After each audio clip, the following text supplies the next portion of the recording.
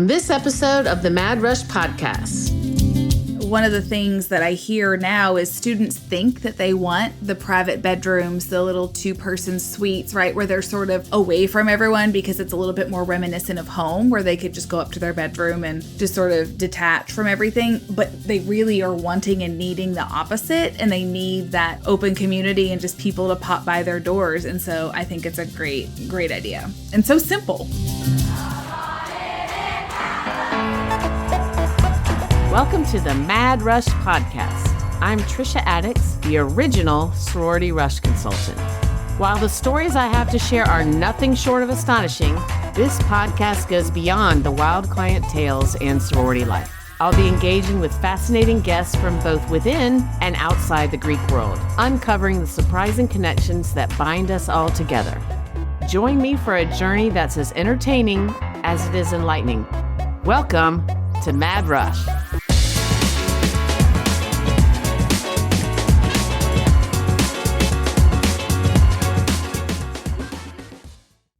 Okay, y'all, this is going to be a fun episode, and we have done a podcast together before, but my friend Liz Toombs is with me today, and Liz Toombs is an amazing sorority rush house designer, and I've been looking at her pictures, and they are awesome, and she is also in the know. We are in the thick of rush.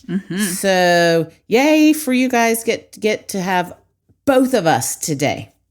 Thanks for having me, Trisha. It's great to catch up with you. I know it's real hectic for you too. Yes, it is. You getting lots of calls about all the rush stuff going on different campuses? You're about the only person I would make time for this week. Well, I appreciate that. It's so good to catch up with you and give you a little bit of a breather and have a fun conversation. Absolutely. So yeah, this podcast, my podcast, is not usually a video, but I kind of hope it is so that y'all can see me. I look like a serial killer. I just went walking and I'm boiling alive and I have on my big serial killer glasses. But what you see is what you get this week. And it's been like that since the start of Rush, and it will remain like that till the end of Rush. So hopefully you won't see much of me. Stop. I like the glasses. I think they're great. They're making a comeback, but I can't with the serial killer comment. Well, actually, somebody DM'd me on Instagram and was like, I really like those wire rim glasses you wear. So I guess maybe I'm kind of cool. Okay, so yeah, I am in the thick of it, y'all. We are recording this at 4:00 on August 11th. And let me make sure I know what rushes are going on. We have Georgia, Arkansas, Auburn, Alabama. I know I'm forgetting some. Tennessee. What else? I don't know. It doesn't matter. We are in it. And I've been doing this for a long time. And the numbers this year are insane. For example, Tennessee has almost as many PNMs registered as Alabama. Wow. Alabama has 19 sororities, although 17 of them rush. But Tennessee only has 14. So it remains to be seen what's going to happen with this, because there are a record number of of people going through rush. And I have my thoughts on why sorority rush is so popular, and especially in the South. But I would love to hear your thoughts on that, Liz. Oh, well, my thoughts are that it's your way to plug in and to connect. It's a little bit of a fashion show. It's a social club. There's a lot to it. Giving back to your community is also really ingrained in you in the South. And so sororities encompass all of that, right? The fashion, the giving back, the connection. I think obviously Instagram and TikTok have changed things a lot in the last few years. But I mean, those are the things that first come to mind for me. What do you think? Well, yeah, I was about to say, I think it's 100% social media, because we now are getting clients from all over because their kids are watching, Rush Talk, and it started in COVID. And I've said this a gazillion times on my podcast that, the kids that were locked down up in the North and out West were sitting there watching the Southern kids just living their best lives in college. and they're like, I want a part of that. And now the academic rigor is there at these schools, meaning that people who wouldn't have normally sent their kids down south are now like, okay, hey, these are good schools too, which they always have been, because I went to Georgia and had a 2.6 GPA, as we know. Just kidding. But yeah, I definitely think it's that. And speaking of TikTok, there was just an article on me and my business in The Cut, which is a division of New York Magazine, but they were talking about some TikTok star. Do you know who I'm talking? I don't have time to know about this, but is it Kylan Darnell? Am I saying her name right? Hold on. Sounds right. Yes, Kylan Darnell from Alabama. Mm-hmm. So she's a student at Alabama? Mm-hmm.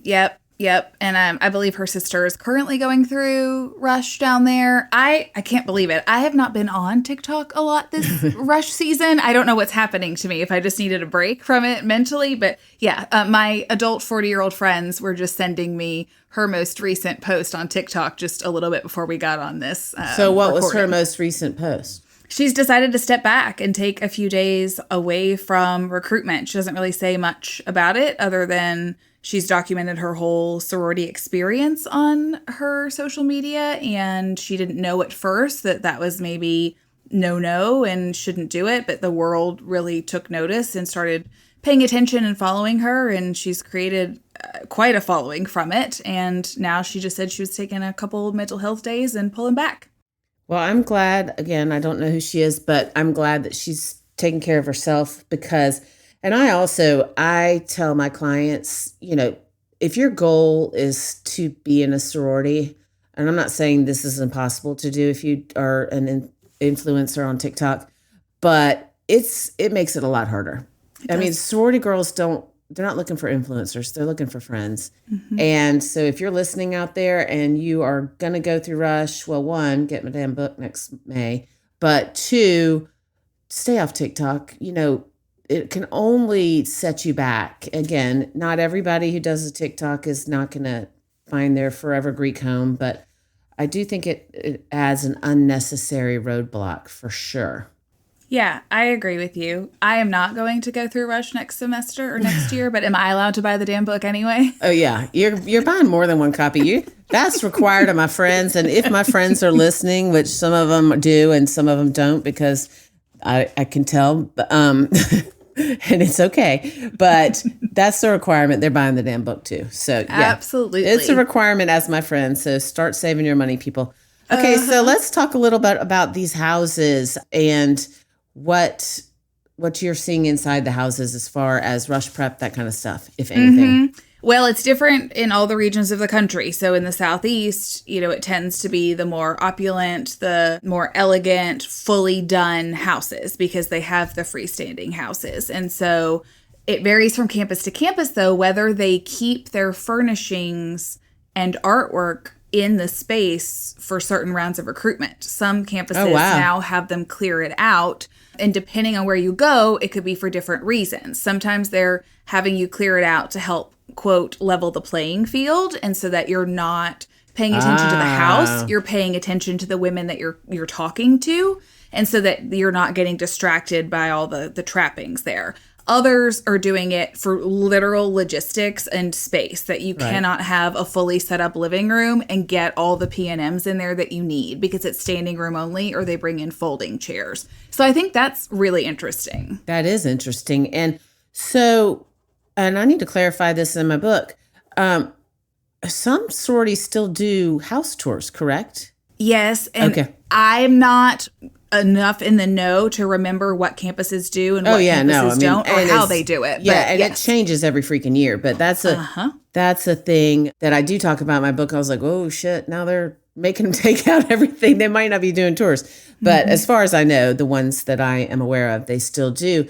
And y'all, a house tour is part of sometimes, and a lot of places don't have houses, but it can be part of philanthropy round where you get a quick little tour of the living spaces in a sorority house. And one of the things that is often talked about with this is that it depends what they show you, how much they like you. And and I don't really want people to concentrate on that because you can't control it. Yep. But I mean, if they show you a supply closet, it's probably not a good sign. Just saying. But I have a feeling that's not on the list, but yeah. I know, I'm just teasing. But it is. House tours are a thing, and they're very cool. But even so, let's say after Rush, when they put all the stuff back, they're really impressive, these houses. Yeah, they are. They're very impressive. They're very well done, and Says she who does them. well, I wasn't trying to toot my own horn there, but yes, like it's just like what I don't know. The Southeast just there's a sense of pomp and circumstance and tradition there, and that runs through the Greek houses as well. You go to other parts of the country, and like you said, some chapters don't have facilities. Some have like a room on a floor of a dorm. Others have a townhouse style that's just like a common hangout space. But it's all very interesting to go from region to region and see what that looks like. Yeah, for sure. And even at Auburn in the South, they don't have houses, but but there are some schools where they do Rush like in the student center. And then you just go sort of like a job fair, I would imagine. Like a tabling situation. Yeah. So anyway, I think that would be kind of a nightmare. Honestly, I'm not going to lie. Just because everybody's in the same place. Yeah, and I don't know. I think you get just a cool sense being in a facility with the women that are members there and really getting to talk to them. It's like going to visit a friend at their home. You really get a sense of them, whether or not you're seeing their entire house or not. And it feels a little bit more comfortable than standing at a table, like you said, at a career fair. Oh, yeah, that's a good point. I remember thinking at one point, this was a long time ago, and now my house has been in the media, so I'm not sure I love it that much. But I remember thinking soon after Facebook came out, and I was starting to meet people or get friend requests and request friends, and I remember thinking, I sure would like to see their houses. Not for any, and I was like, we should start a page where people like post their den, because I think it's super cool to see how people live. And like, y'all, I'm looking behind Liz, and she was featured in the Wall Street Journal, and she's got her Wall Street Journal article framed, which makes me think I should frame mine. Oh, you absolutely should. I love having those accolades up on the wall, not because I'm like, ooh, I love myself, but it's like, look how far you've come. You know, you've built this business. These were exciting moments. And so on days where I'm exhausted or there's, something tough happening in the business, it's like, okay, like these were some bright spots. It'll be fine. Yeah. And that is something that I struggle with. Sometimes I'm like, especially if I get lost in the comments, which, Don't read the comments. Never read the comments. I try not to. And it's been pretty rough this week. But sometimes I get, down about that. And I think that having the actual article without the comments on my wall might be a good idea. So. Yeah. I mean, the problem is the people making the comments are folks that would never end up in the Wall Street Journal, right? They're keyboard warriors that just want to tear other people down. It's not anybody that actually really cares about what you're talking about or what you've built, unfortunately. But those are the folks that are just trolling online. Yeah, before I stopped reading the comments, and my friend Ellen Scrimetti, she has also been on my podcast, and she's a very good friend of mine now, and she's very funny, but she also has had her share of online, I don't know what the hell you call it, but I'm just going to call it hate. Sure. She was like, you just cannot look at it. But before I had that conversation with her, some guy said, I don't know who would take advice from someone whose face is torn up by lasers. And I was like, no, I have never had a laser treatment, but unfortunately, this is just how I look. I was like, goodness. I didn't respond, but I would have responded, no, I'm just ugly. Like, I can't help you, dude. It's not because I'm trying to give advice about skin care or laser treatments, because that hasn't happened. I ain't got time for laser treatments. That's the other thing, though. It could take up all your time responding, whether you're being funny or serious with these folks, and just, it's not worth all that. Yeah, I remember having that experience when the Wall Street Journal piece came out and people were talking about things. Some of them were positive, and I was like, oh, this is cool. And then I got to the negative, and I was like, this is why people say never read the comments. Yeah.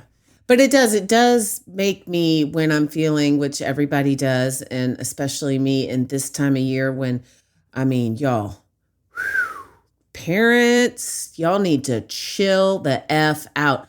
Like I have psychotic parents. I mean, all parents are worried about their kids. Sure. All parents are, wanting the best for their kids, wanting their kids to find their, fit, find their people. Yeah. But this week in particular, some of these parents, that's not their goal. And they are doing a lot of damage to their daughters. And it's making me crazy. I want to just jump through the phone and say, why would you say that to your daughter? And we've had a whole I have had a whole podcast about this, but we're in real time right now. We're in the thick of it, and there is some very questionable parenting going on out there. What's going on? Is the focus just on all the wrong things? Is it like a status focus, or what are they? Well, there's a lot of status focus going on, and there's status focus plus their daughters, when the schedules come out, I can preach all day long every day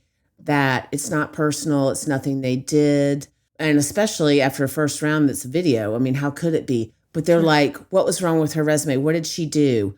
And then what did you actually say in the party? And I mean, that's tame. I mean, I've had to and my mentors who work with me to work directly with the clients, but a lot of times people will jump the mentor and try to get in touch with me. I don't always take the calls because I just don't have the bandwidth, which is why I have mentors, people.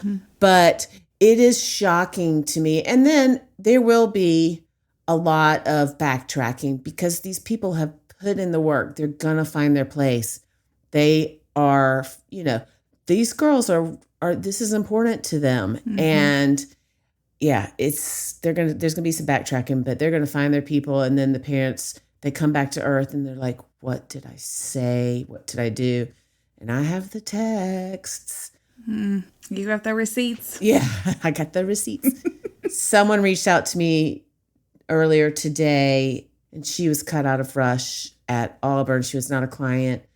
And she was like, I just didn't think I needed to do anything. And a point that I really want to make to people is the amount of work you put in to get into college. Like, why are you going to drop the ball once you're in? Like, think about how much work it takes to get into college these days. I mean, again, 2-6 Georgia didn't do this work, but these kids are doing many service hours. They have jobs. They're so amazing. I say this all the time, and they're really putting in the work to find the best college for them. And then some of them are like, yeah, it'll be fine. I'll find my people. It happens to some where you don't have to put in the work. And it's not a commercial here where I'm saying people need to sign up for us. But regardless, you need to put the work. It needs to be intentional. I mean, I agree. I think that should be the case with whatever you're doing. Getting into college, trying to rush a sorority or beyond. You're not going to get much out of it if you're not putting much into it. Right. And it's really makes me sad when they come to me at the end of or in the middle of an unsuccessful rush.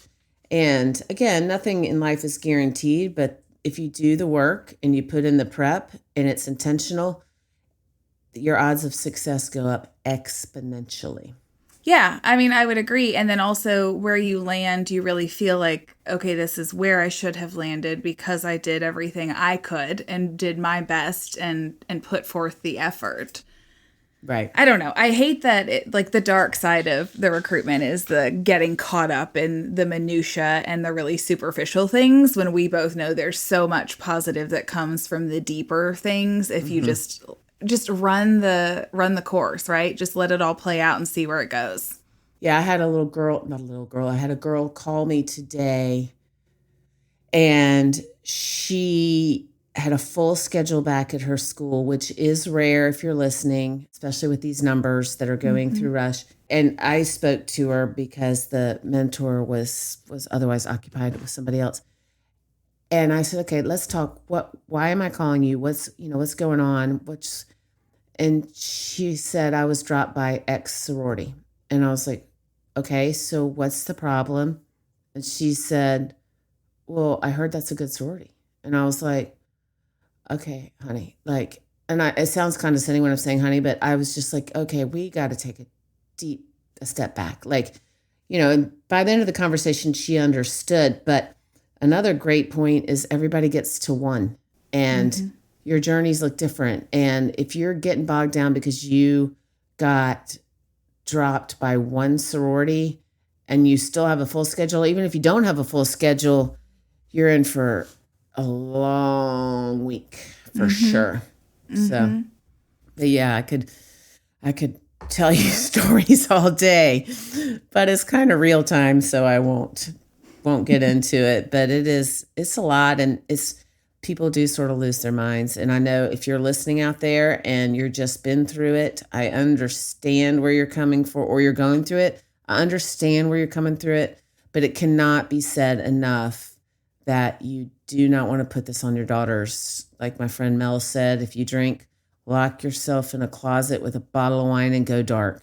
Don't get on the chat groups. Yeah, I could see that. On the flip side, what I see in my work is people getting really worked up over the house being just pristine and perfect ahead of recruitment, which is not always possible. And so sometimes things don't work out, right? If you've ever had a construction project, sometimes things go over budget, they take longer, stuff goes wrong, and things don't show up on time. And so I have to hear a lot about that side of things and try to sort of coach people through it and offer solutions and like talk them down a little bit too. Yeah, so we're both doing a lot of that. We've just got two sides of the same coin, I guess. Yeah. So what do you think is the most important thing for people to see when they get into a sorority house? I mean, is it just the sisterhood, the personalities, or do you think it all plays a part? Oh, that's a good question. I mean, I'm going to end up talking myself out of a job because the house is not the most important. It really is about the women involved and understanding that the relationship among the group and if that feels like the right fit for you. But what happens is the house or the facility is the backdrop to fostering that community and those relationships. And so it sort of has a secondary level of importance, because if you have that home to go to and that place to gather, whether it's a live-in facility or not, then those relationships, I think, grow more naturally rather than trying to find other places to get together. But the house is not the most important, despite what some folks will think.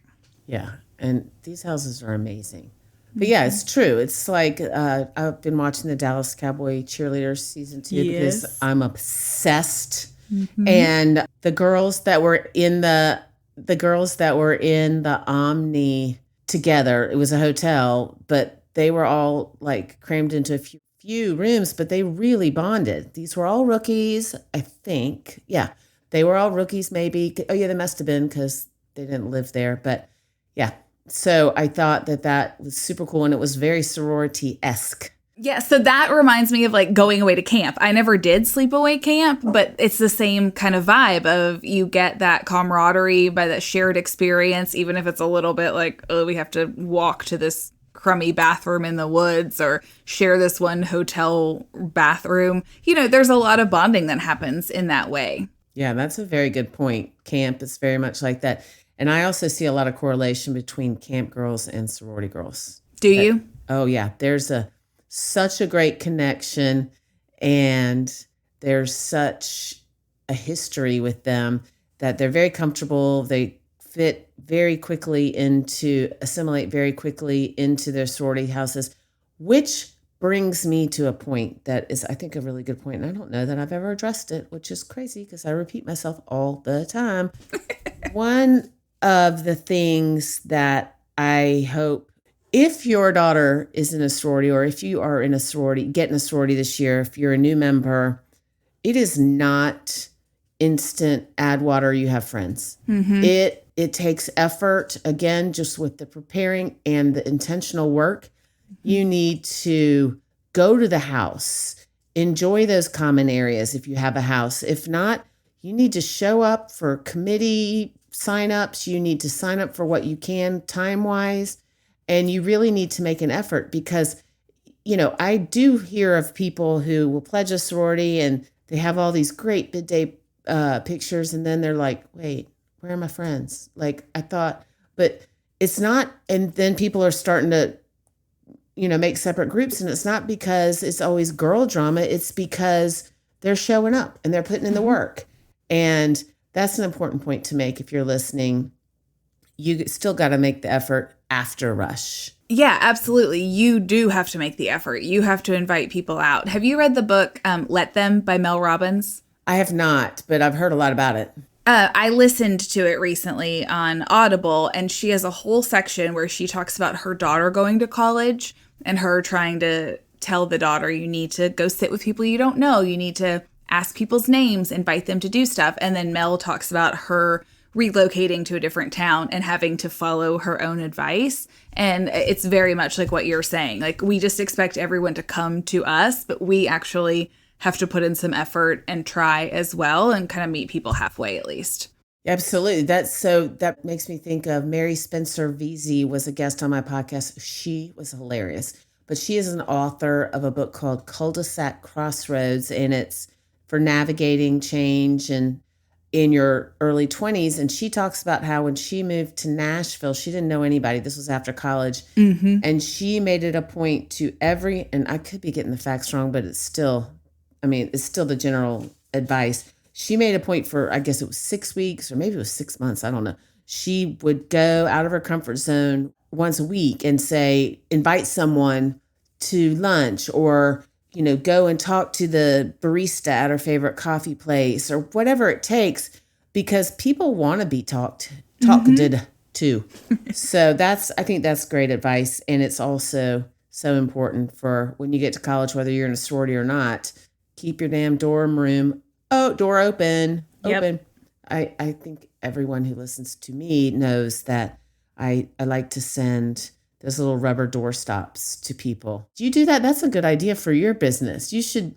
I don't do it, but I have loved that when I've heard you talk about on other episodes. And I think it's such a great concept, because one of the things that I hear now is students think that they want the private bedrooms, the little 2-person suites, right? Where they're sort of away from everyone because it's a little bit more reminiscent of home, where they could just go up to their bedroom and just sort of detach from everything. But they really are wanting and needing the opposite, and they need that open community and just people to pop by their doors. And so I think it's a great idea and so simple. And it's something, I think we have a new business. You should get personalized door stoppers and give them out. Oh, I like it. I like that idea. Especially for the South, right? Get a good monogram on there. That's what I'm saying. Monograms and door stoppers. Hey, I'm gonna get commission. Those $5 door stops. I'm gonna make so much money. I'm gonna be rich. Yep. That's gonna do it. Yes, it is. The dorm stop, the commission off of the $5 door stoppers that you put into the houses you design.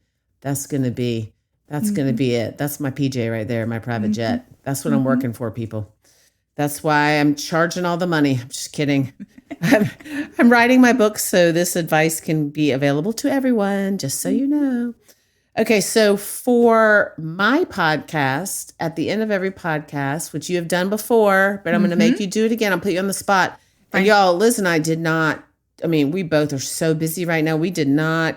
Normally, I like to have a guide to go by and some notes, but yeah, we didn't do that. So I did not prepare anything, so she's probably going to stump me, and I'm going to try to stump her. So on my podcast, I have changed hashtag outfit of the day to hashtag observation of the day. So what is your hashtag observation of the day today? That community is everything, that we cannot survive as islands or in a silo. Community is everything, and that I will die on that hill. That is why Greek life is still thriving. Love that. Just wrote it down because I won't remember it. That's awesome. That's great. Door stops. How about that? I feel so much pressure. Okay, sold. Got it. And by a door, you don't mean leave the front door open. You mean leave the bedroom door open. Yes. Lord God, no. Don't let anybody in off the street. Well, don't let anybody in off the street. And if you're in the South, if you leave your door open, you are going to be covered in mosquito bites. So yeah, and smothering because it's hot as hell right now. Exactly. Yes, it is. If you do see a picture of this, and I'm hoping that Collier only shows you. Collier is our mutual producer, but if he shows me in this little clip, then you guys will know that I did not get where I am today because of my looks. Stop. You look great. This was fun and a busy time. It was a nice break from the editing and rush grind. I love it, but it's a lot. So thank you for doing this with me today. Yeah, thank you for joining me. It was fun. It was a nice break and a good, timely conversation to have. Absolutely. Y'all follow her, and all the stuff will be in both of our show notes. So you can find her and you can find me. Yeah. Find Trisha, find out about all the book stuff coming out, all the good things. Absolutely. And I look forward to doing this again soon. Yeah, likewise.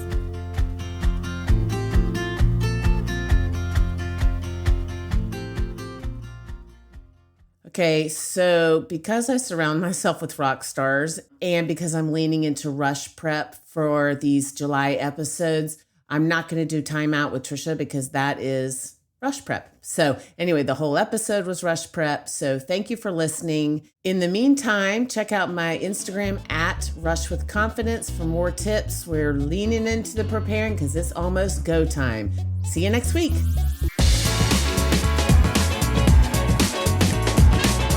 Thank you for tuning in to another episode of the Mad Rush Podcast. If you are enjoying this podcast, please consider leaving us a 5-star review.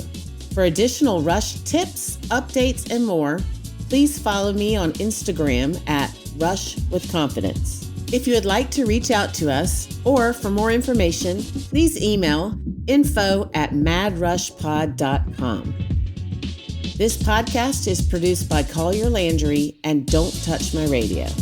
Copyright Trisha Addicks.